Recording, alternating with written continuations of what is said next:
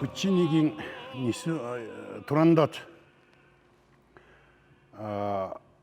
Pavarotti Metropolitan дуулж байгаа эцгийг бид нэ сонслоо. Миний хамгийн хайртай дуучин бас тэгээд одоо хамгийн сайхан хөгжим би энд их дурладаг. Яагаад энэгээр эхэлж байгаа юм бэ гэхээр би өөрөө чинь нэг юмд их олзуурхсан. Италид тэнд очиж ажиллаж амьдарч исэн хүмүүс, суралцж исэн хүмүүс ярих нь өөрөө чинь бас дүүрийн театраар их явдаг байсан. За Италийн одоо алдарт том музей үзмрүүдийн газраар их явдаг байсан оюутан байхдаа. Би нэг 100 хүний эрэлд явж байгаа. Энэ 100 хүн маань энэ улс орныг цаашид үүрээд аваа явж байгаа. Алс хит рүү зорих сайхан тийм одоо оюун ухаан төгөлдөр эрч хүч дүүрэн оюун бодол зөв шударгашлуун улгаа хийдгүү удлаа хэрдгүү ийм хүмүүс хэрэгтэй. Энэний учрыг би таныг дуудсан, өрж дуудаж залж авсарсан. Тэ. Өөрөө чи хэн гэдэг үлээ? За намайг Банзрагчийн Төвшин гэдэг. Банзрагчийн Төвшин.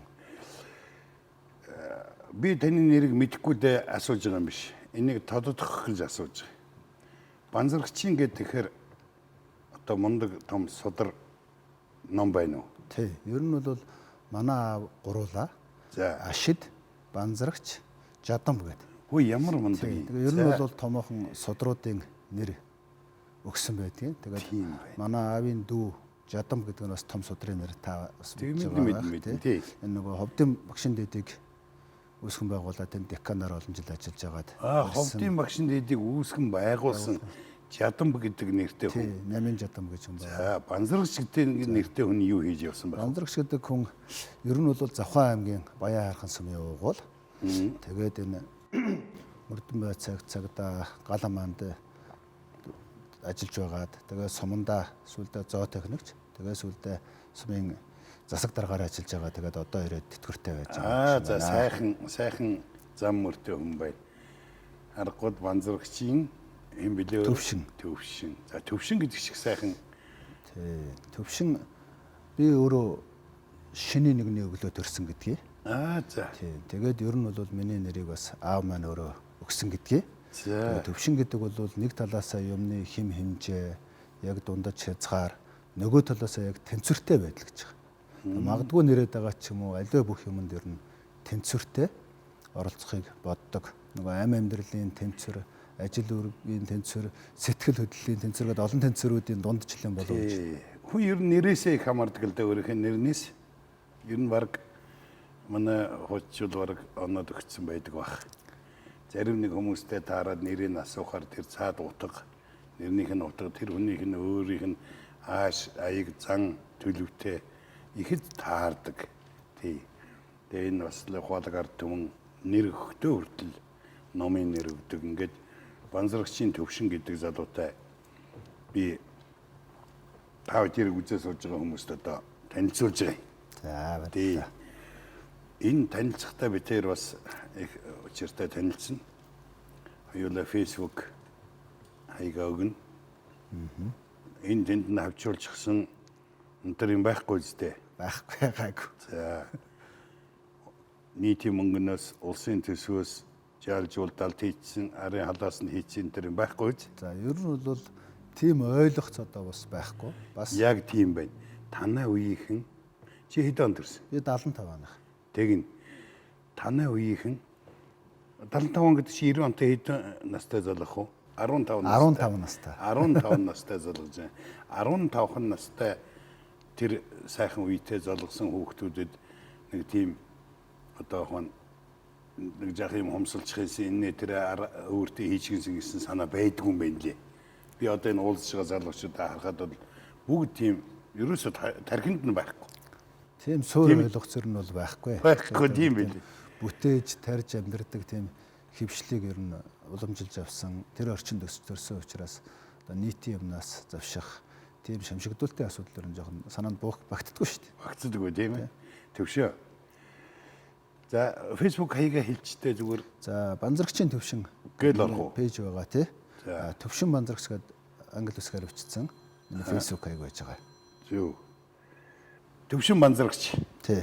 гэж пэйж орох нь тийм үү? Тий. Банзрагчийн төвшин гэдэг кирилл үсгээр пэйж рүү маань орчиж болно. Орчиж болно. Тий.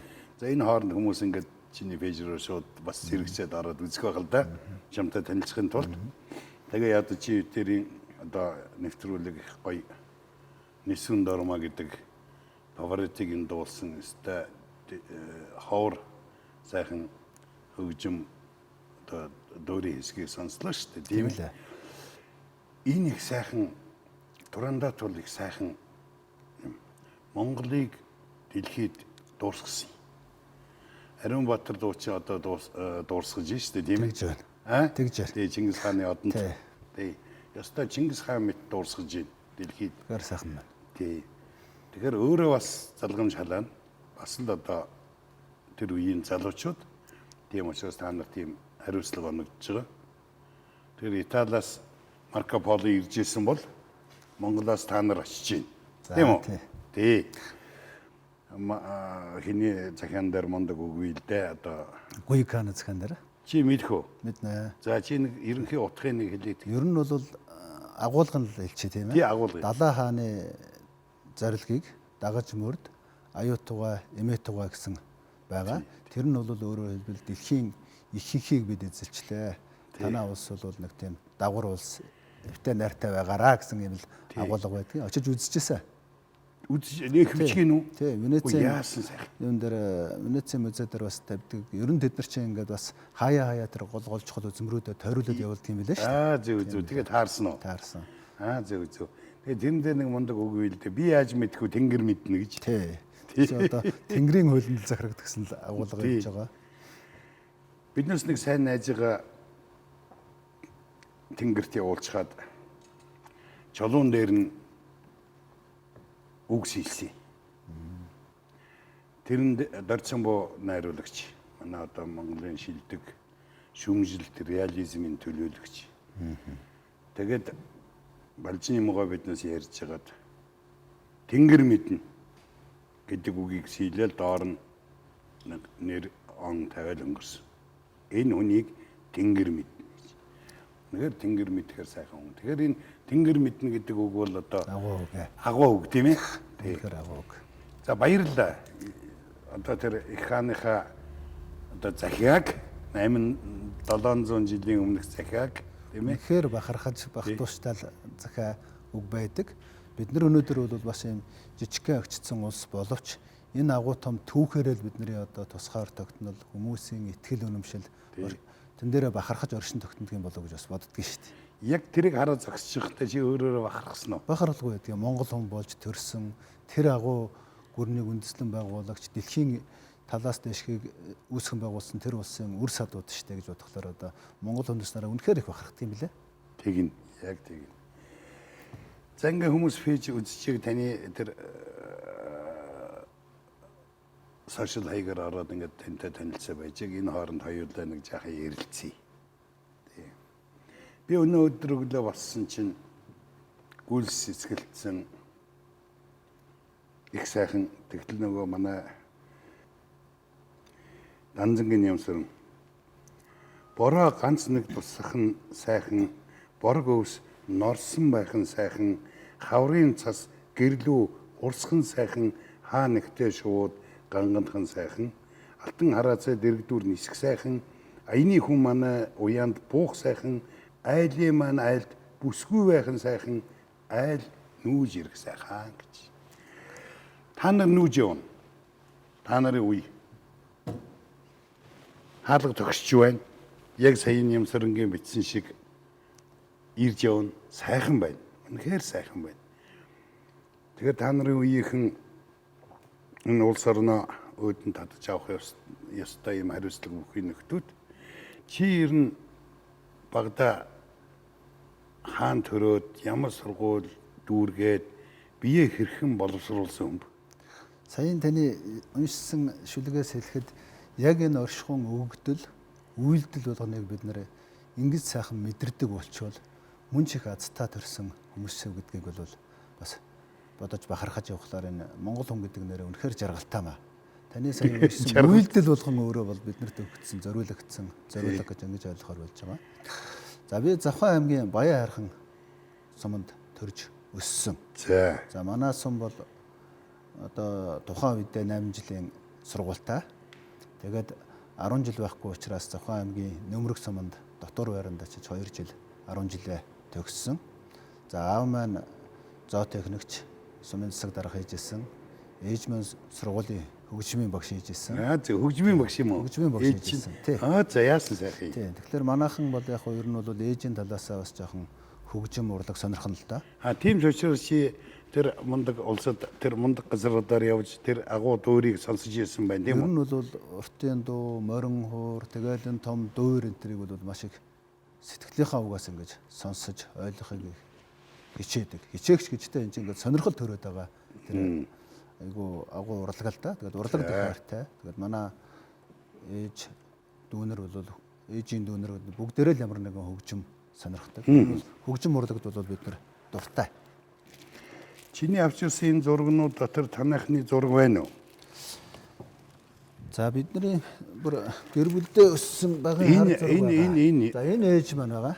Ээж маань. Тий, ээж маань. За энэ хүн бол одоо Лувсан самбуугийн Сөрөө хорлоо гэдэг хүн. Завхан аймгийн хөгжим драмын театрт хөгжимчин байжгаад тэгээд манай автаа суугаад Баян хайрхан суманд очиод насаараа хөгжим багш хийсэн. багшийн гэргий болоод. Тий. Сумын зоотехникчийн гэргий болоод ирсэн хүн байна. Зоотехникчийн гэргий болоод. За. Энэ танаа. Энэ хүн бол манай аав Банзаргч гэдэг хүн. Тэгээд дараа нь чи ямар сургуулиар Тэгээд 10 жилээ төгсөөд Монгол Улсын их сургуулийн эдийн засаг нэгтлэн бодогчийн ангид орсон. За. Тэгээд тэр нэгтлэн бодогчийн ангийг эдийн засагч нэгтлэн бодогчоор төгсөөд 1997 онд тухайн үеийн Худалдаа хөгжлийн банкнд орсон. За. Тухайн үеийн гэдэг чинь одоо улсын банк байлаа. Тэгээд тэнд 2 жил энэ Азийн хөгжлийн банкны төсөл дээр ажилласан. Чи бол мэрэгжлэр эдийн засагч юм байна тийм үү? Эдийн засагч нэгтлэн бодогч. Чиний одоо эрдэмийн зэрэг цол юу байна? За одоо бол би бизнесийн удирдлагын магистр, за компани засаглалаар бас магистр хамгаалсан. Хоёр магистр. 2 магистр хамгаалсан. Засаглал Болон бизнес удирдлага менежмент тий. За. Менежментээр. Тэгээд одоо Мөсийн эдийн засгийн сургуульд докторантоор сурж байгаа. Докторант. Тий. За миний докторантурын сэдэв бол их сонирхолтой. За. Ер нь яг эдийн засгийн энэ судалгатхуун чинь 3 төвшөнд яваад байгаа. За. Бүр аж ахуйн нэгжийн төвшөнд. За, тийм. Менежментийн нэгтлэн бодох хүртэл энэ төвшөнд явж байгаа. Чи ер нь нэгтлэн бодогч юм Би биш үү? бол нэгтлэн бодогч хүн. Тий. Дараачих нь яг салбарын төвшний буюу одоо санхүүгийн менежментийн төвшний асуудал явж байгаа. Дараа нь макро эдийн засгийн онол буюу улс орны том эдийн засгийн бодлогын тухай. За. Энэ гурвыг ер нь бол хольж байж улсын эдийн засаг бүтээмж гэдэг асуудал тогтнохоос биш нэгэн дээгүүрээ том хөөс шиг юм яриад байдаг. Яг салбар дээр юу болж байгаа, салбарын гол тоглогчдын яг үр шиг бүтээмж ямар байгааг бол тодорхойлох боломжгүй байгаа. Тэг бүр аж ахуйн нэгж дээр. Аж ахуйн нэгжээс эхэлнэ. Тэгээд салбар дээр хэдэн аж ахуйн нэгж тоглохын аж ахуйн нэгж өөрөө оруулсан хөрөнгө оруулалтаа ямар бүтээмжтэй өсгөж байгаа гэдгээсээ манай улсын бүтээмж гарна л да. Түүнээс биш аж ахуйн нэгж нь бизнес хийж гин гэдэг нэрээр баахан валют гадагшлаа тавиул тэгээд энэ бол бүтээмжтэй эдийн засаг бол биш байгаа юм л да. Тэгэхээр микрогоос макро хүртэлх энэ бүгдийг нэгэн математик загварчлалд оруулах талаар судалгаа хийгээд докторантураа хамгаалахаар хичээж байгаа. Гэхдээ одоохондоо хамгаалж чадаагүй л явж байгаа. Яг гоо тэр яг гоо цаг хугацааны асуудал. За сайхан байна. Мэргэжлийн нэгтлэн тийм ээ? Тий. Докторант. Тэгэд эн чин дараа нь сургууль төгсчихэд хаашаа Тийм худалдаа хөгжлийн банкнд 2 жил төсөл дээр хэвсний үйлдвэрүүдийг дахин сэргээх төсөл гэж төсөл байсан.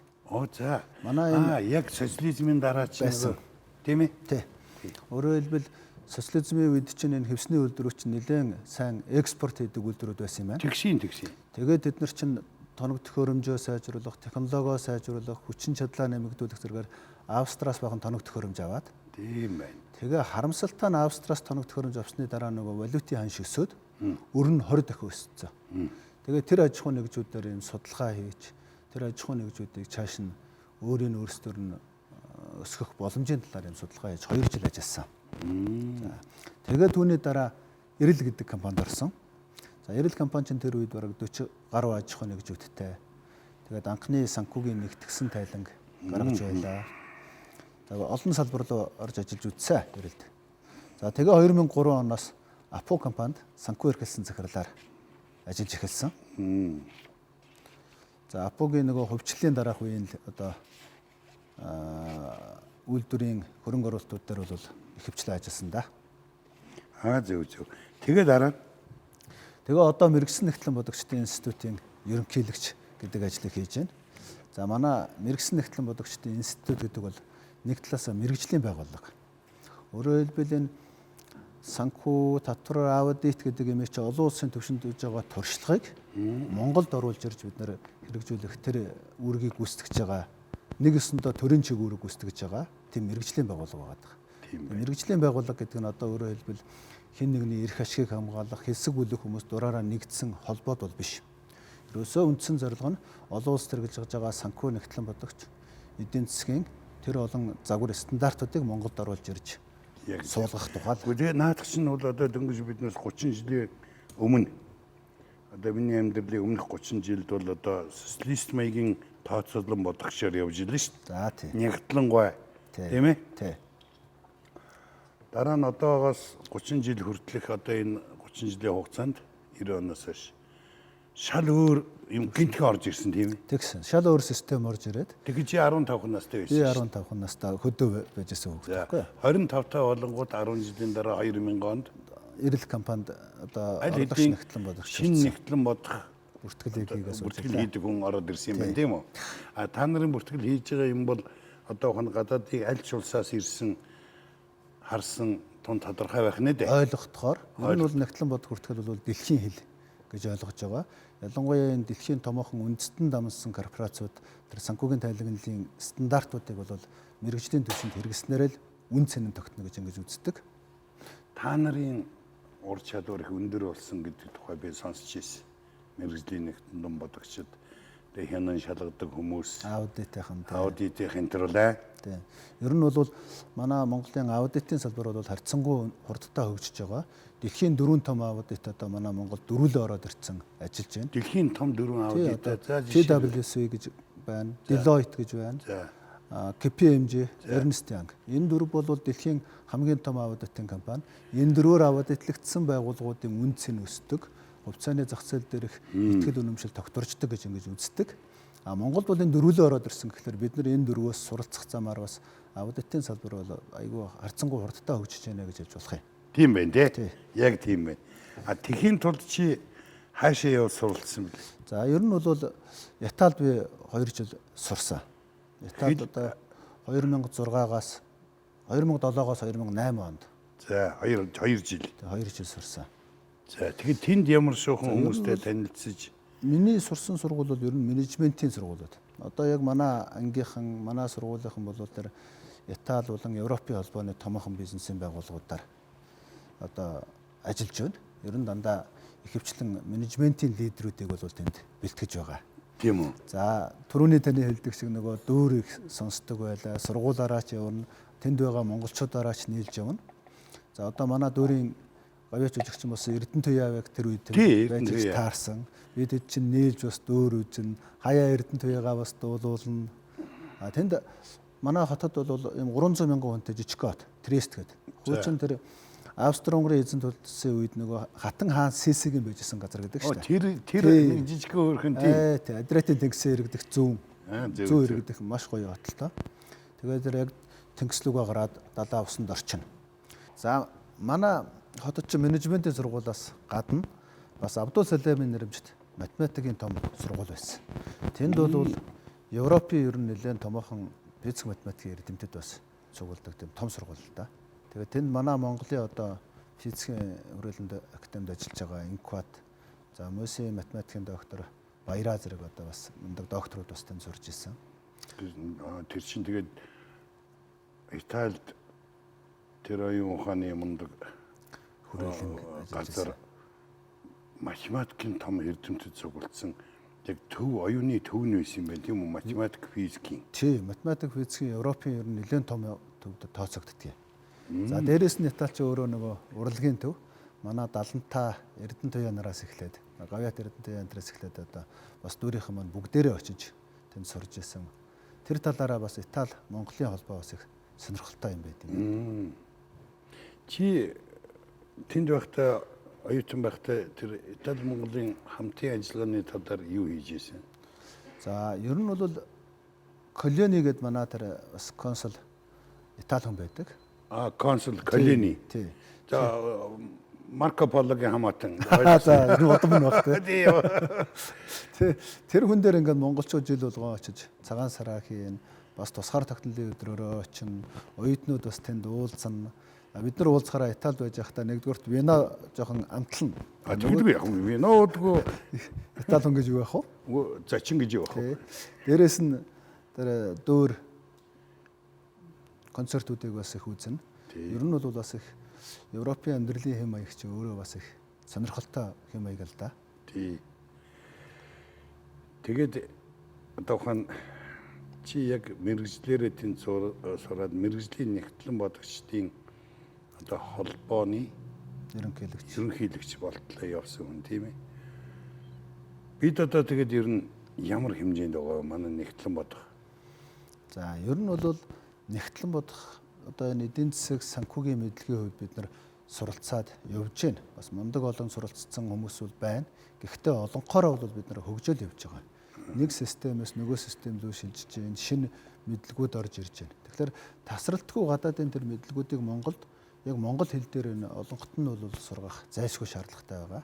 Манай мэрэгсэн нэгтлэн бодогчдын институтын үндсэн чиг үүрэг нь бол тэр санхүүгийн тайлгналын олон улсын стандарт, нэгтлэн бодох хүртгэлийн тэр стандартуудыг Монголд орчуулж, нутагшуулж, хэвшүүлэх хэрэгтэй байгаа. Энэ тэгээд тэрийг хэвшүүлнэ гэж ярьж байна. Гэхдээ тэрийг хэвшүүлэх нэг өөр хэрэг. Энийг хуулиар л тогтоно шүү дээ. Хуулийн дээр бол заасан. Угаасаа энэ хууль сайн уу? Манай хуулийн дээр бол харьцангуй гайгүй шүү. Ер нь олон улсын санхүүгийн тайлгналын стандартыг хэрэглэн санхүүгийн тайлангаа олон улсын санхүүгийн тайлгналын стандартын дагуу, жижиг дундын стандартын дагуугаар нэг заасан байгаа. Олон улсын том компани янз бүрийн юмыг ухаж үзээд байхад би нэг тийм ихтгэл төрдгөл байсан юм л да.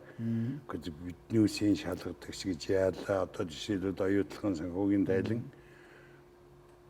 тэр олон тоо тэгсэн чинь мундаг юм илрүүлээд идэм байлээ. Тий, ер нь бол тэр чин дотоод аудит гэдэг талаасаа бол бас илрүүлэх хэрэгтэй. Засаглалын талаасаа илрүүлэх хэрэгтэй. Ингээд олон асуудлын талаасаа мэрэгжлийн төвшөнтэнд ажиллавал тэнд бас олон асуудлууд байгаа л да. Чи чин засаглалаар нь сурцсан. Менежментээр сурцсан. Менежментээр сурцсан. Нэгтлэн бодохоор сурсан байгаа. Нэгтлэн бодохоор сурцсан. Тэгэхээр энэ чинь аль талын хууль бас мэрэгжилтэй. Юу гэсэн үг? Монгол Улсын их сургуулийн хуулийг би 2009-оос 13 онд төгсөж бас эрхцүүч. Тийм үү. Тэгвэл чи ерөөсөө үндсэн 3 тулгын чулууг барьсан сууж байгаа хүн байна шүү дээ. Яг энэ мэрэгжлүүд чинь өөрөө зандаа ингэж холбогдож нийгэмний 3 тал болж ингэж явдаг учраас гарцаагүй одоо би энэ нэгэн судлаад ирвэл нөгөөтгөн сурахаас аргагүй байдал руу орж байгаа юм л да. Харин та нарын үе 90 онд тавьсан бидний энэ ургац их сайн болж одоо ургацаа хорох цаг болчихоо тэр хүмүүсийг ингээ эргээ харахаар яг сайхан ингэж зөвхөн салбар гэж явц сурахгүй ингэж нийгмийн тал руу орж ирж байгаа. Тий, одоо бүх салбаруудыг хооронд нь уялдуулж, холбож боддог, тэгж шийдвэр гаргадаг, тийм ээ? Тэгээс дан ганц өөрийнхөө шийдвэрийг гаргаад ингээд нэг юмруу одоо тий, яг мэрэгжлүүд чинь өөрөө их хит нарийсгаараа бас явцрал болчихж байгаа юм л да. Тэгэхээр тэр мэрэгжлүүдийг нийгэмд яаж болох уу, яаж олон болох уу тэр чиглэлийн мэрэгжлийн хүмүүсийг гэдэг чинь өөрөө гарцаагүй менежментийг сурч таарна, эрх зүйг сурч таарад байгаа. Тэр тал руу явж байгаа. Ээж чинь их баярлсан баг. Тэр одоо мундаг гад. Чи ээжийг аваачсан уу Италид? Аваач амжаагүй. Харамсалтай. Тийм үү? Тий. Би 2007 онд яваад 2008 онд ирэхэд ээж маань жоохон биеийн таарах хүн байсан. Тэгээд 2008 онд ээж маань бурхан болсон. Бурхан болсон уу? Тий. Уул нь урлагийн хүн бол одоо бодж лээсэн баг та. Тэр ёстой Ястаа бодж исэн баг. За тэр нэг Итали гэдэг газар руу очиод нэг харж хаад ирэх тийм ээ. Ер нь тэр Сиднейн театр Италийн дүүр хоёр л гэж ярьдаг штэ. Тэр хоёрыг л нэг ээжтэй үзүүлчих гэж боддог байсан тэгээд амжаагүй. Тийм байна. За яг уу. Одоо энэ сайн сайхан явж ин ерөнхийлөгчийн хийж ин хууль сурч дээр нь нэгтлэн бодохын бүрэн эзэмшиж тэгээд дээр нь удирдлагын одоо мэдэрсэн ийм боловсралтай болно гэдэг бол сайхан хэрэг. Энэ танай гэрүүл үү? Тий, одоо энэ манай аав маань байна. Бид нэр ээж аваасаа тавлаа. Тэгээд хоёрын нэг ах, нэг эгч, хоёр эмэгтэй дүүтэй. Тэгээд энэ миний нэг 8 9 настай байсан үйл зураг харагдаж байгаа шиг байна. Тийм үү? Тий. Аав чи одоо хаана юу хийж байна? За аав маань одоо тэтгэвртэй гарцсан өглөөдөө гимнастика хийгээд одоо цэнгэл төхөөрөлнгээр алхдаг нэг тийм ажилтаа. За аав маань сумын засаг дарга хийж байгаа. Тэгээд тэтгэвртэй гараад Улаанбаатар хотод ирсэн. За ер нь бол сумын бас нэлээд гайгүй скетний тоонд ордог. Орос хэлтэй, англи хэлтэй, төвд хэлтэй. Төвд хэлтэй? Тий. Англи хэлтэй. Англи хэлтэй. А чи? За би бол орос хэл жоохон гадарлана, англи хэл бас ор зүр англи хэлтэй. Тий. Гэрээр ороход дүүрэн юм англи, орос хэлний төл номууд. Сүүлийн үед дандаа төвд номууд, судрууд их. Бас номон дотор өссөн. Тий. Манай аавын дүү тэр Жаданба гэдэг хүн болохоор Монгол улсын анхны одоо олон улсад математикийн доктор хамгаалсан хүн байдгийг. Математикийн доктор. Танайхан ч ер нь тоогоор шаггүй юм аа. 65 онд Чех улсад математикаар анхудаа Монголоос доктор хамгаалсан хүн байдгийг одоо байгаа. Чехэд. Докторийн зэрэг. Тэгээд аав маань бол ер нь бол тийм хувийн цэгц, эмх замбраа сайтай, тийм шулуун шудраг, за жоохон шүүмжлээд хэлчих юм бол жоохон тийм хитрхи зарчимтай хатуудан хүн дээ. Тэр байх ёстой дээ. Тэр ёстой бүр байхаар барахгүй одоо ёстой байх ёстой. Энэ хүний сайлыг авах цаг болсон гэж Баабарыг төдөөгээ хэлж ийсэн. Тий. Одоо бид та нарын сайлыг авах цаг болсон. Удвал сайлгүй болно шүү гэж бас төдөөгээ хэлж ийсэн. Тий. Энэ танай гэр бүл бол. За энэ 7-8 жилийн өмнө манай гэр бүл Италиас ирснээр дараахан авсан. Манай банд одоо 20 настай Австралид их сургууль сурж байгаа. Охин маань одоо 9 дугаар анги. Яг энэ зургаас хойш дараа нь 2 баг гарсан. Баг маань гарсан. Асуулт байна аах. Чи хүүхдээ ямар төлбөртэй сургууль вэ? За Австралид бол төлбөртэй сургууль сурж байгаа. За хэн төлж ийн тэр мөнгийг? Би өөрөө төлж байна. Чи тэр мөнгийг хаанаас олдог? Ер нь тэгэл хүн чинь өөрөө өөрийнхөө амьдралыг бизнес хийж бүтээх ёстой. Өөр хүүхэд удмаа боловсралтай болохын тулд хүн хөдөлмөрлөх ёстой. Хөдөлмөрлсөн хэрээрээ өгөөжөө хүртэх ёстой. Тэр нь цэвэр ариун байх ёстой. Цэвэр ариун байх ёстой. Энэ нийгмийг та хэд бүтээж өгсөн. Бид нар бол энэ нийгмийн нэг талаас үр шимийн хүртэгч, нөгөө талаас цаашдаа сахин хамгаалагч болох ёстой гэж ингэж бодож явдаг да. Ямар бизнес вэ юм? За ер нь бол би хөрөнгө оруулалтын чиглэлийн бизнес эрхэлдэг. Зөв. Тодорхой компаниуд руу тодорхой түвшинд мөнгө оруулаад тэгээд тэрийг өсөж томрохоор нь хувьцаагийн зараад гардаг ч гэх юм уу. Зөв. Одоо биднээсийн одоо орох ёстой, тэнд ажиллах ёстой том салбар тийм ээ. Тэр одоо бид нар чи хөрөнгөний зах зээл хөгжихгүй байна л гэдэг байгаа. Тий, тэр чинь. Тий, хамгийн сүүлд яг жишээ хэлэхэд хөрөнгөний зах зээлийг бол бас хөгжүүлэх нэг арга нь бол даатгалын салбар хөгжих ёстой гэж боддог. Тий. Тэр тусмаа давхар даатгал бол хөрөнгөний зах зээлийн ялангуяа энэ анхны төсөл хөрөнгүүдийг даатгаад тэрийг олон улсын үнэлгээтэй томоохон даатгалын газрууд руу гаргаж чадах юм бол санхүүжилт бол гаднаас шууд орж ирэхэд бэлэн байдаг. За энэ бизнесийг хийх гээд нэг давхар даатгалын компани байгуулсан. Гэхдээ харамсалтай нь сая цагаад эцэнцэн өгцөн. Учир нь тэгэхээр нөгөө энэ зах зээл чи өөрөө жижигхэн. Яг намайг зөвшөөрөл авсны дараа улсын хөдөө аж ахуйн давхар даатгалын компани үндэсний давхар даатгалын компани болоод яг миний араас зөвшөөрөл авчихлаар өрсөлдөөн одоо тэгээд энэ цаг хугацаатай уралдах хэрэгтэй. Бид нар нэг талд салбар дээр өрсөлдөх ёстой. Дээрээс нь цаг хугацаатай өрсөлдөж байгаа учраас энэ салбарт бол нэг л компани байх нь зөв юм даа гэж би үйл ажиллагаа эхлэх бизнес төлөвлөгөөгөө бичсэн байснаа лиценз аваачаад буцаагаад баярлалаа одоо. Ер нь өөрийнхөө хүчээр амьдрч чадахгүй цаашаа. Ер нь тэгж л ирсэн. Одоо ч ер нь цааш Энэ хорвоо тэг гэж ирсэн. Энэ хорвоогоо тэрийг хийгээл бодсон.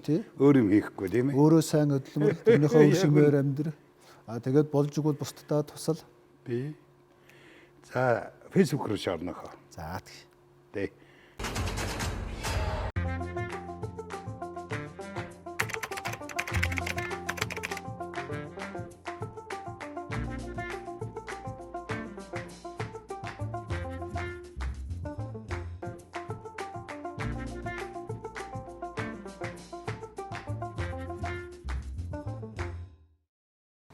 Энэ яаж орж ийн? За төвшин Анзарагчийн төвшин.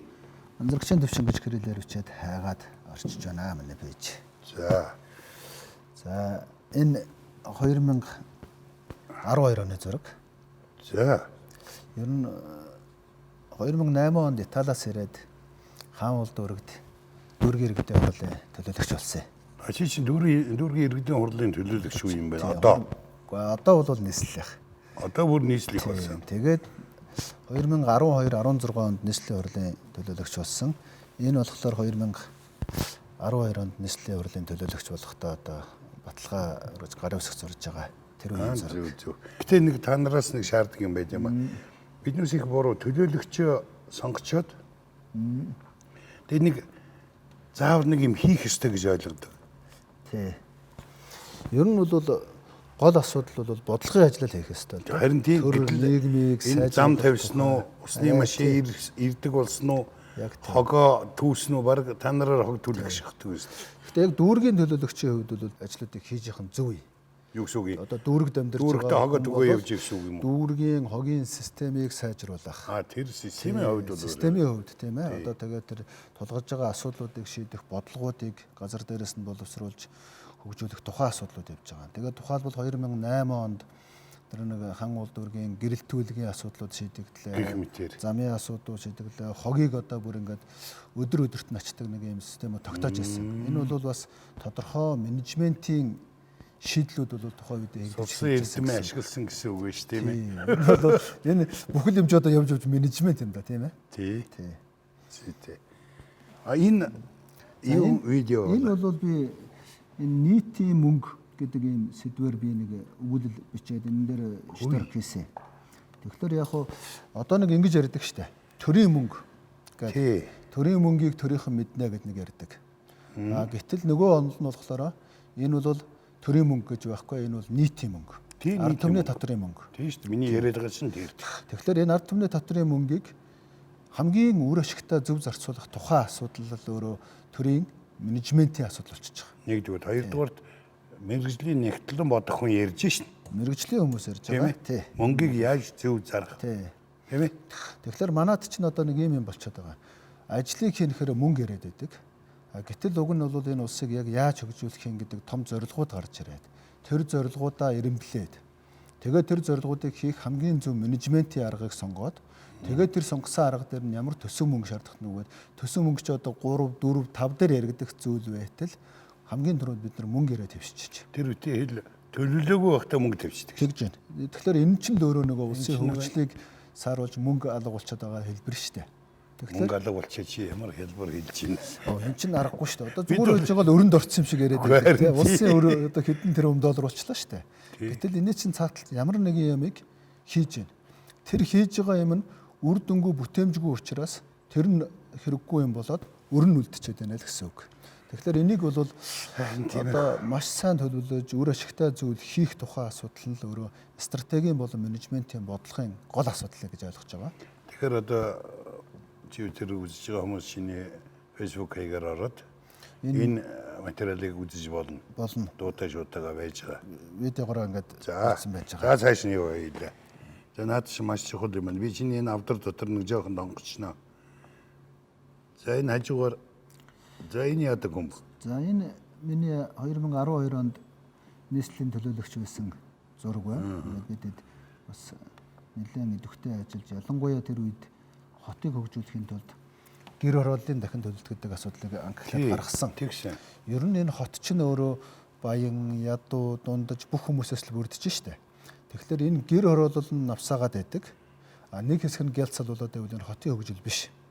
Тэгэхээр хот гэдэг чинь бүхэлд нь оруулаад гэр хорооллын жорлон тэгээд тэр дид бүтэцтэй болж ижил Улаанбаатар хот хөгжлөө гэж ярина да. Ер нь бол Улаанбаатар хотын одоо ямар хүн тансаг сууж байгаагаар биш, дундаж хүн нь ямар цахилгаан дулаан уур ус ханнаасаа халуус авж ийн үгүй юу гэдгээр хэмжинэ гэхээр энэ гэр хорооллын хөгжлийг төлхөд банкад санаачлаг болгоод тавьсан.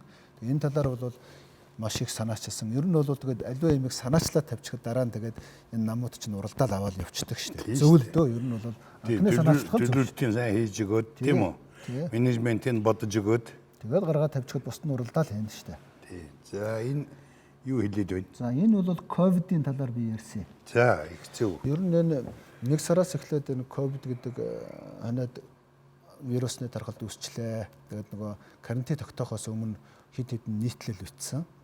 Ер нь яг энэ ковидын үед одоо эдийн засаг ямар байх юм бэ гэсэн 3 таамаглал байгаа.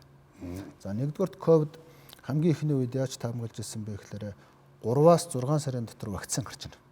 За. Тэгэхээр 3-аас 6 сарын дотор бүх юмыг хаачхаа. Тэгээд халдвар авахгүй байх нь чухал гэж ярьж байна. Дээдлэн 6 сар. Тийм гэж ярьж байсан. Гэсэн. Одоо бол жил юм уу жил хагас болж байна. Тэгж байна. Бүр зарим эрдэмтэд ярьж байгаа нь ерөөсөө одоо ингээд ковидтойгоо цуг амьдрах болох гэдэг байна. Зөв зөгцөн амьдрах. Зөгцөн амьдрах. Одоо бид нар эдийн засгийн яг энэ ковидтойгоо цуг гэж бодвол ямар хэлбэрүүд одоо яг энэ үед хөгжих. Тэгэхээр энэ ковидтой ингээд амьдрна гэдэг чинь бид нар амьдрах хуучин байсан арга зүгээ өөрчлөх болчиход байгаа. Тий. Энэнтэйгээ дасан зогсож эдийн засаг, бизнес бүх юмаа одоо явуулах хэрэгтэй болж байна л да. Дээрээс нь энэ ковидтой холбоотой сүүлийн үед гарч байгаа нэг шинэ мэдээлэл байгаа. Нөгөө нэг кинонууд дээр гардаг штэ нэг хүмүүсийг юм баян ядуу гэд. Тэгээд энэ биенд нь чип суулгацсан. Тэгээд тэр чинь одоо жишээлбэл та бүхэн уулзахад таны мэдээллийг төрүүлээд надад өгж байгаа. За энэ хүн халуунтай байна уугүй юу? Та уулзаж болохоор байна уугүй юу? Миний мэдээллийг танд өгнө. Сүүлдээ эн чинь явсаар байгаад нөгөө бүх эрүүл мэндийн систем хөгжсөөр гоод бүх хүндээ чип суулгацсан. Бүх хүнийхээ эрүүл мэндийг онлайнаар яндаг болно гэсэн нэг юм таамаглал явж байгаа. Энийг бүр муу талаас нь явуулах юм бол ингэсээр байгаа сүүлдээ нөгөө улс төрч үг хэлэхэд энэ хүн дургуутч чинь үгүй юу гэдгийг хэлдэг. Сүүлийн ардчлалын өмнөх хүн төрлөختөн гэсэн бас нэг сонирхолтой нийтлүүд бас байгаа л да. Ажил дээр хойшлын 4-р үед хүн болгон чипээс суулгах чинь сүүлдээ сэтгэл хөдлөлөө хянуулдаг болно. Тэгээд тэр сэтгэл хөдлөлд хянуулахгүй тулд чип суулгаагүй хүмүүс бол зэрлэгүүд гээд нийгмийн гадна талд үлдэнэ гэсэн ийм сонирхолтой таамаглал нийтлэлүүд бол энд бас явж байгаа. За бид нар бол яг Монгол улсын ковидын үед эдийн засгийг авч үлдэх зайлшгүй шаардлага бол байгаа. Гэхдээ хамгийн түрүүнд 3 сая хүн эрүүл амьд үлдэх хэрэгтэй байгаа. Тэгэхээр энэ карантин бол гарцаагүй зүйл зөв. Одоо бид нар яг энэ ковидын сүүлийн үеийн мэдээлэлээр суурлаад эдийн засгаа яаж яг энэ цаг үедээ нийцүүлж хамгаалах вэ? Хүмүүсээ яаж ажилтаа орлоготой байлгах вэ? Байгууллагуудаа яаж үн цэнтэй байлгах вэ? Татварыг яаж төлөвлөх вэ? Тэ? Бүх ажил амьдралыг энэнтэй зохицуулан явуулахгүй бол одоо бүх зүйлийг хориогоор шийдэж болохооргүй ингээд дэлхийн дахны энэ эдийн засгийн таамаглалууд энэ талаар чи хаанаас мэдээлэл авдаг? За ер нь бол энэ талаар нийтлэл өвчтөг гадаадын одоо том сэтгүүл, мэрэгжлийн сэтгүүлүүд бол бүгд байна л да. Зөв. Тэгээ энэ сэтгүүлүүдээс ашигладаг байна тийм үү? Хамгийн сүүлийн мэдээллүүдийг авч тэгээд бас за энэ болохоор дундаж давхаргын талаар бичсэн миний нийтлэл байгаа. За маш чухал асуудал надад чинь. Би бол дундаж давхаргын хүн. Яг тийм. Би ч бас дундаж давхаргын хүн. Би бас дундаж давхаргын. Ер нь энэ нийгмийн дундаж давхарга гэдэг бол маш гоё шинж чанартай. Нэгдүгээрт яг өөртөө сайн ажиллавал сайхан амьдрна гэж ингэж боддог хүмүүс. Зовлон багт хийдэг. Тэгээд өөрөө л өөрийгөө тэжээх ёстой гэж ингэж боддог. Тэгэхээр энэ хүмүүсийг ингээд дэмжиж юм бол нийгмийн амьдрал бүгд их сайхан болдог. Энэ хүмүүс ч өөрөө улс төрийн тэнцвэртэй байдлыг бас бий болгож идэг. Нэг тийм улс төрийн болон хөдөлгөөн шугамнуудад ороод байдаггүй. Яагаад гэвэл тодорхой алдах юмтай, амьдрах хэрмэлзэлтэй, ажилтаа төрөлтөө завгууд уусууд шүү дээ, тэ. Олон нийтлэл нэг гараад байдаггүй. Тийм учраас Монголыг ер нь бол энэ дундаж давхаргыг өргөн болгох юм бол Монголын нийгэм, манай улсын маань нийгэм өөрөө их дуртай болно.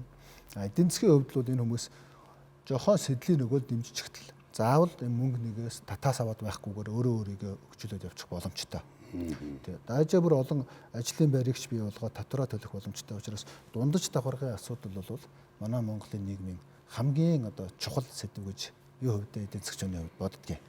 Чиний хан улд үргэлжлэн дундс давхар хэдэн хувьтай байна? За ер нь бол сая хамгийн сүүлд гаргасан тэр медианыг 200-аар үржүүлэх гэдэг аргачлалаар 59% гэж гарч байгаа. Дундс давхар нь. Тий, Монгол улсын. За тэгээ энэ хэд хэдэн аргачлал байгаа. Тэгээ хамгийн багаараа бол дундаж давхар 40%-тай, 35%-тай гэсэн аргууд. За энэ аргачлалаар бол 59%-тай гэж гарч байгаа. Өөрөөр хэлбэл одоо бид нар хүмүүсийг байртай болгож шүү дээ орон сууцны. Тий. Орон сууцны байртай болгоход тэр дундаж давхар руу орно. Шин чанарууд нь бүрдэж байгаа. Өөрөөр хэлбэл ипотекийн зээлээ төлөхийн тулд ажил хайж эхэлнэ. Тэгээд амьдрахын тулд зүтгэж эхэлнэ. Дараа нь байртай оронтой болцсон юм чинь үр хүүхэд нь илүү аятаа тогтоо орчинд ороод амьдралд илүү өөдрөгөөр хандаж гэр бүл нь цэцгэлж эхэлнэ гэдэг иймэрхүү аргууд бас явж байгаа. А дээрэс нь гэр хороололд бол нөгөө дулаан цахилгаан тавьж өгнө гэж байгаа. Ер нь бол гэр хороолол чинь өөрөө бас үнцэнтэй газар шүү дээ. Маш үнцэнтэй. Одоо тэр жижигхэн апартментаас хамаагүй томтой тэнд тариа ногоогоо тариад амьдарч болно, хүүхдүүд нь гараад тоглож болно. Тэгэхээр тэнд төрийн зүгээс хийж байгаа дэд бүтцийн асуудал өөрөө хамгийн чухал. Тэгээ хүн өөрөө тийм юмдаа үнцэнтэй хандаад ажил орлоготой болох зайлшгүй шаардлагын талаар дундаж давхар руу орчиж байгаа. Тэгэхээр одоо яг энэ ковидын үед бид нар дундаж давхархыг дэмжих тэр доод давхаргаасаа дундаж давхар руу оруулах энэ бодлогыг бол зайлшгүй явуулах хэрэгтэй гэдэг утгаараа энэ дундаж давхаргын талаар бичээд байгаа. Ер нь эдийн засгийн бодлого энэ тал давхарлаа. Тэгээд яаж түгээж ийн? За ер нь бол одоохондоо сошиал медиагаар түгээж ийн. Эдийн засгийн өөрийн нөлөөлж байгаа бодлого болгонд энэ талын одоо өгүүдээ хэлж мэрэгжлийн сэтгүүл сонинуудаар бас ярьж ийн. Өөрийн шийдэж болох төвшөнд бол энийг хийгээл явж байна. Цаашдаа энэ улсын томоохон бодлогуудад энийг зайлшгүй оруулаад явах хэрэгтэй байгаад. Тий. За энэ 2016 онд одоо нийслэл хурал дэвшиж. Али над ардчилсан намын тэмдэг юмд гаргана уу?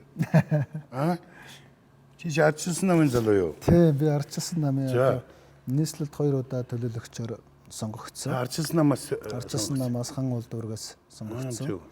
Тэгээд 2012 онд Батүл дараагууд нар чинь ингээд нэг баг болоод зөв. хотын шинжилэл тэгээд чи тэр гэр хороол тэр юу барилгажилт юм яриад байгаа юм байна шүү дээ. Яг хоо ер нь бол энэ шинэ санаа ер нь хотын хөгжил гэдэг бол гэр хороол руу хандсан шүү дээ. Одоо хүн болгон гэр хорооллыг ярьж байна. Хүн болгон жорлон дэд бүтэц ярьж байна. Одоо хүн болгон хүмүүсийг байшинтай болгох тухай ярьж байна. Тэрний өмнөх 10 20 жилүүдэд ярьж байгаагүй л байхгүй юу? Хог аягдлыг яаж цэвэрлэх тухай, гэрэлтэй болох тухай. Нөгөө жорлонгоос нэг муухай ичдэг байсан юм аа. Тэгээ одоо тэр тухай бол бас их хүмүүсийг ярьдаг. Альч нам нь хамаагүй дамжуулаад. Энэ Банзарчийн төвшин гэж юм тийм ээ. Чиний зураг ард нь байна тийм үү? Би өөрөө гаргасан. Энэ үйл дарга чамд цэцэг өгөх гээд энэ гарын үсэг зураад дуусангууд надад цэцэг өгөх гээд зогсож байгаа. Хань нэг 100 хүний эрэлдээ явсаар байгаа. Тэгээд цагаан залуучуудтай ёстой хувь заяагаар уулзчих. Бие сайхан боловсруулсан, үзэл бодол нь тэгшэрсэн. Ардын ч бай, ардчдын ч бай. Залгам шалаа болтсон. Шинч бай, хуучин ч бай, ламч бай, харч бай. Тэр бүх хүмүүсийн төлөөлөл болсон. Ийм сайхан залуучуудтайхан уулзчаад их баяртай байгаа. Тэгээд бас нэг олдуур олсон. Тэр олдуур нь юу гэхээр одоо ховор олдуураа 100 ширхэг олдуурын нэг нь өөрийн чинь гэж тооцоолоод тэгээ би энэ нэг 100 гэдэг тэмдгийг ингэрд чинь зүүж өгнө. Энэ бол тэмдэг төдий боловч агуу их итгэл юм. Миний хувьд би чамаас бараг л ам өчиг авах шахсан. Одоо чи юмд итгэхэд бэлэн болцоод байна. Лавлаа хин гэдэг үлээд нэг зохиол байт юм аа. Уучны нэг сайхан. Тий. Дандаа юм лавлдаг нэг удаа нэг их итгэж яасан юм бүтлэг болцсон чинь тэрнээсээс дандаа лавлдаг болцсон. Тийм учраас ах нь энэ тэмдгийг чамд зүүж өгнө. Чи бол энийг итгэл дагаад зүгээд явах хүн мөн. За гэлээ. За энэ ингэдээс одоо тэгээд нийслэлийн төлөөлөгчийн дүүргийн төлөөлөгчийн тэмдэгнүүдийг хадаж явсан байгаа биз дээ. За их. За олон медаль юутай вэ хөө? За Алтан гадсантай. Алтан ганцаад одоо хэдтэй юм чи? Би одоо 45 та. За сайхан байна. Тэр засгийн шагнал шүү тэр чи. Алтан ганцаад бүр бүх хотын дотроос их сайхан санагддаг. Тийм бас их хүндэтгэлтэй хандаж одоо энэ бас их урам өгдөг юм билэ. Ер нь бол хуучин анзаардаггүй байсан. Тэгээд яг авахаараа сэтгэл дотор ерөөсөө энэ хүн улс нийгмийнхаа төлөө амьдрах нь их чухал юм аа. Хүн бол яг хөө тэгэл хөгжид торсны дараа дараагийн үе шатнд ингэж гарч ирдэг юм байна гэдгийг л тэр медалийг авч явахдаа одонг авч явахдаа ойлгосон да. Тэг Бас их сонирхол сэтгэл байд юм лээ. чи одоо төрд хэдэн жил ажиллаж байна? За би яг одоо бизнесийнхаа ажлуудыг хийхээ хажуугаар төрд юм сонгуульт ажил хийж байсан. 12 жил ер нь бол сонгуульт ажил хийсэн байдгийг. 4 дүүргийн төлөөлөгч, 8 жил нь Nestle-ийн төлөөлөгч. Тэгээд яг хуу энэ дүүрэг Nestle-ийн төсөв үйл ажиллагаанууд ингээд хараад бас ард түмтэйгээ уулзаад сонгогчтойгоо уулзаад явхад ер нь манай энэ төр нийгэмд бас зайлшгүй эдийн засгийн бодлого, стратегийн бодлогууд, хөгжлийн бодлогууд гарцаагүй хэрэгтэй маа гэдгийг бол ойлгосоо. Тийм бай. Би чамд нэг сайхан манайхан ч хүнд нэг сайхан тийм өргөмжлөл их сайхан зүйлт хийж өгдөг л дээ нэрэнд нь. Тэгээд банзарагчийн Төвшин гэдэг залуу сайхан хичээнгүй түшээ байна. Төрийн хичээнгүй түшээ. Одоо тийм одоо байдалд одоо явж байна. Цаашдаа удам сайхан хичээнгүйдэн ажиллаарай. Ингээ би чамайг нэг сайхан кофе ууй. Нэг бас аяг кофе чанжагч цайлахгүй болохгүй тийм хүндгэх ёстой үний нэг гэж үзэж байна. Тийм учраас аяглаа нэг кофе уух. За тийм.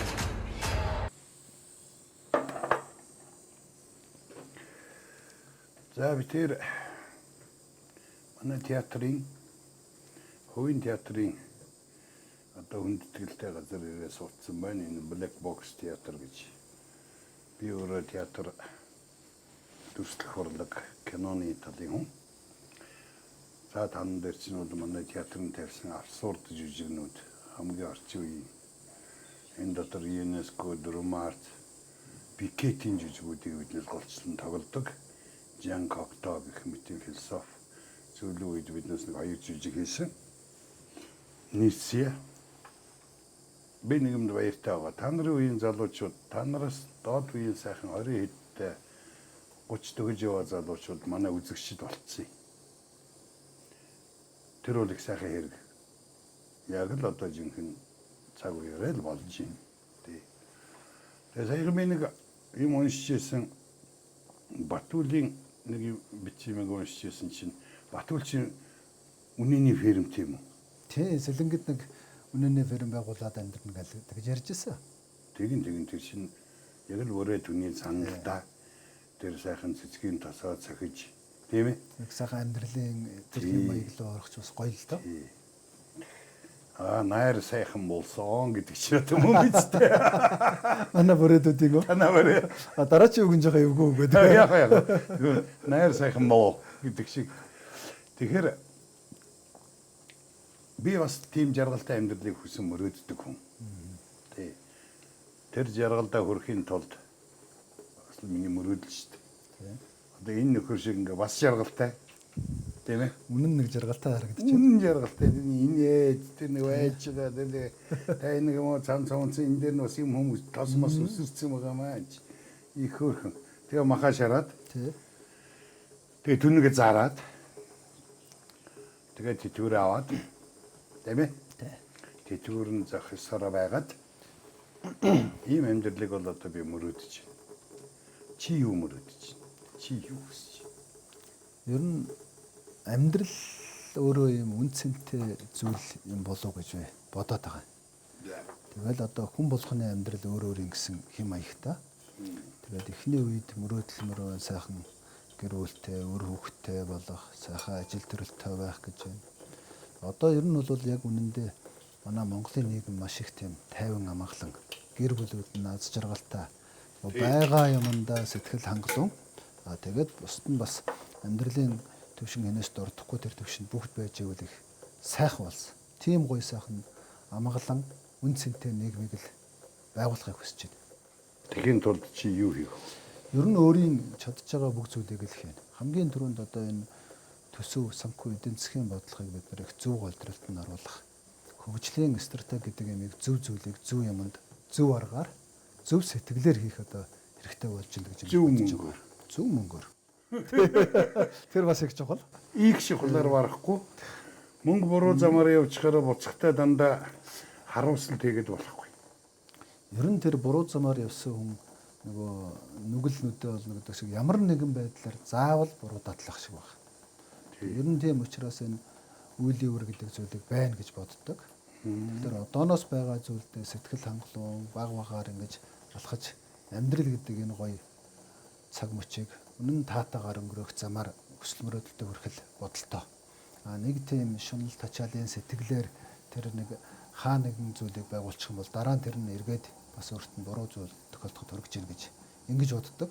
Ер нь бол нүгэл одоо үйл явэр гэдэг юм бас итгэж явдаг да. Би нэг юмд итгэдэггүй энэ нөхдүүд ярьдгийн. За ашиг сонирхол өстэй их орныхоо төлөө би бие зориулаад би тэнд итгэдэггүй. Ер нь хүнд өөрийн гэсэн ашиг сонирхол заавал байгаа. Байхдаа тэр ашиг сонирхлын зөрөө, тэр ашиг сонирхлын төвшингүүдийг хооронд нь ангилж чаддаг. Эренбэлж чаддаг. Зоригийн хэлснээр тэр эренбэн их зөв байдаг. Тэрнээс биш нэг ихрнээс өөр ашиг сонирхолгүй амт байж болохгүй шүү дээ. Энд чинь эхлээд нөгөө гэрээ зас, бие зас, тэгээд төрөө зас гэж байгаа. За энэ үгэнд бол би их итгэж явдаг. Тэгээ ер нь яг хуу бие засцсан хүн бол гэрээ засна. Гэрээ засна гэдэг чинь ажил бизнесээ бас тодорхой төвшин төргөн. Тэгээд төрөө засна гэдэг чинь бол бас тэр сэтгэл гаргах цаг орон зай хугацааг өөртөө бий болгоцсон. Тэр төвшөндөө ихээс бүх зүйлээ зориулаад гэр бүл өр хүүхдээ зориулаад төрийнхөө төлөө гэдэг бол арай жоохон дэгсдүүлсэн л үгнүүд байх л да. Одоо тэр тухай ярьж байгаа хүмүүс их олон байна л дээ. Алхам тутамдал тийм хүнд харагдаж байгаа. Тэгэхээр залуу минь чи одоо нас 45 настай. Одоо дөрөв харшуулаад алсын замд аз жаргалын төлөө явах чинь танаа үеийнхэн бэлэн болчих. Та нар нь бүгдээрээ унаатай болцсон байна. Унаатай хүнтэй юу ярих вэ? Унаатай битээ бүр хөдөлгөөнмөртэй болсон байна. Та нар одоо оюун ухааны IT-ийн чиглэл та нарыг тосч авч штэ үлгийдэж авч байна тийм үү? Тийм л оюун ухаан та нартай уулзах гэж зогсож чинь. Та нар тэр ийм л оюун ухааныг бүтээх ёстой. Тэгээ би чамайг бас тэр тал дээр шаггүй амжилт гаргах байх сайхан танилцсан учраас найруулагчийн сандал дээр суулгасан юм. Баярлалаа. Надсан кино найруулагчийн сандал. За энэ дээрээс бол үгийг маш хариуцлагатай хэлдэг байх ёстой. Хэрвээ хариуцлагагүй бодохгүй эндээс удирдах юм бол тэр кино бол хогийн бол таар. Та нар одоо идэр одоо сайхан насан дээр гараад ирсэн залуус бас тэр хариуцлагыг үүрэх учиртай. Үр хүүхдээ ямар эрдэм мэдлэг сургаж ер нь яана гэж боддгоо. Тийм, таны хэлдгээр нөгөө үг үйлдэлээ хянаж явах одоо бас цаг хугацаа мөн нөгөө талаасаа энэ үр хүүхэд гэр бүлээ зөв хүмүүс болгохын төлөө хичээдэг. Эхлээд нөгөө хүн байх гэж. Бусдыг хайрладаг, өөрийгөө хайрладаг, бусдын одоо эрүүл мэнд сэтгэл санаа, бусад зүйлд санаа зовдөг, бусдын төлөө одоо бас тодорхой зориулга гаргаж чаддаг болчвол одоо энэ нийгэмд их зөв хүн байх юм болоо. Түүнээс биш одоо хүн бол төлөвшөөгүй хит их боловсрол эзэмших бол бас их аюултай болоо гэж бас харж байна. Тэр үнэ шүү. Тэгэхээр боловсролыг шүтэж тэгээд зөв хүн байх тухай хүүхдүүдэд тийм хүн болгож хүмүүжүүлэхин төлөө бодож явдаг. Хоёул одоо хиний Нэмсрэнгийн шүлгэнд байдаг санаануудыг жоохон хэлье гэж бодож байна. Нэмсрэнгийн санаанд тэр шүлгэнд байгаа сайхан гэдэг үгнүүд байдаг. Дандаа сайхан гэдэг үгээр төгсдөг шүү дээ. Хүн орчноо хэрвээ тэгж хүлээж авах юм бол бүх юм тийм сайхан Нэмсрэнгийн шиг сайхан. Тийм ээ? Болох нь. Тэр хүн бол үнэхээр бас мэдрэмжтэй хүн байна тийм ээ. Дээвэр дээр бороо шагахыг сонсох сайхан тийм ээ. Айл чин тэр холоос хөдөлгөөнөртэй ирэх сайхан. Гэрийн гадаа уян дээр буугаад ханиахан сайхан чимээгч шин. Тэгж. Гоёгоц. Тэр бүх үйлдэл болгоныг ингэж үн цэнтэйгээр мэдэрч чадчихна гэсэн үг шүү дээ. Тэгэхээр энийг зөвхөн нямсран биччихээгүй юм. Бид бүгдээрээ дандаа өдөр бүхэн биччих хэрэгтэй юм шиг байгаа юм л да. Сайхны тухай. Өнөөдөр өглөө ингээ босоо харахад нямсрангийн шүлэг шууд санагдсан л да. Ингээд амьдрал сайхан. Тэгээ би өөрт чинь кофегаа хийж өгье. Өөрөө бол хараар нуунд гэж байгаа тийм ээ. Тийм ээ. Хараар авч. За.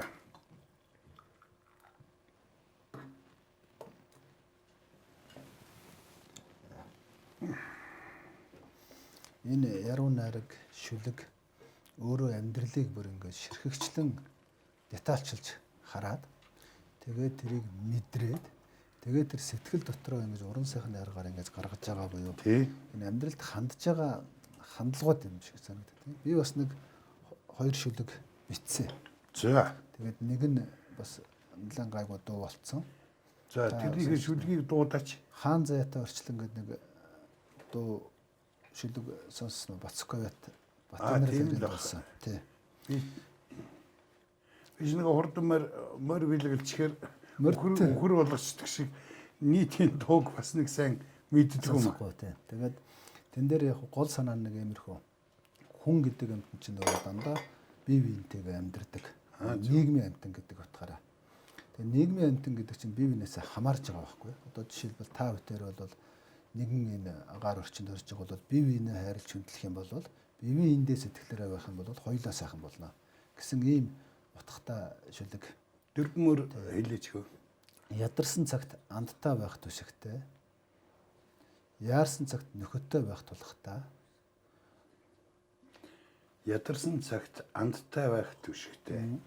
Яарсан цагт нөхөдтэй байх тулхтай. Энэ санаа нь одоо нэг өсөндөө бол хүн амттай нөхөдтэй байж ажил явна.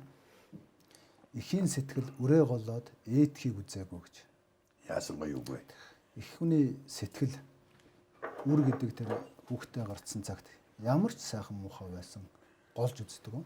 Тэгэхээр энэ агуу ерөөсө тогтсошгүй хайр хүнийг бий болгож байгаа болоо гэж ингэж боддог. Бид нар бие биендээ тийм сэтгэлээр хандаж явах юм бол энэ уруу дээр чи өрсөлдөөн, тэмцэл, дайн гэж бол байхгүй гэж ингэж боддог. Тэгээ нэмсрэнгуун дээр шүлэгний үйлдэл болгон нэрэ юмыг үнэхээр үнцэнтэй харуулж байгааг би дахин таньдаас хэлээд энэ бас их сонирхолтой юм аа. Үг гэдэг гайхалтай л да. За хоёулаа ингээд бичээрийн яриа бол өндөрлж байна. Ингээд хоёулаа үргэлжлүүлээд кофегаа уугаад тэгээд энэ чи шүлэг бичдэг бас дууны үгтэй. Үгийг их сайн мэдэрдэг хүн байна. Үгний цаад утга, үгний цаад учир, үгний гоо тансгийг одоо хоёулаа тэгээд сайхан кофе уугаад яриагаа цааш нь үргэлжлүүлье да. Баярлалаа. Баярлалаа танд. Кофе гоо.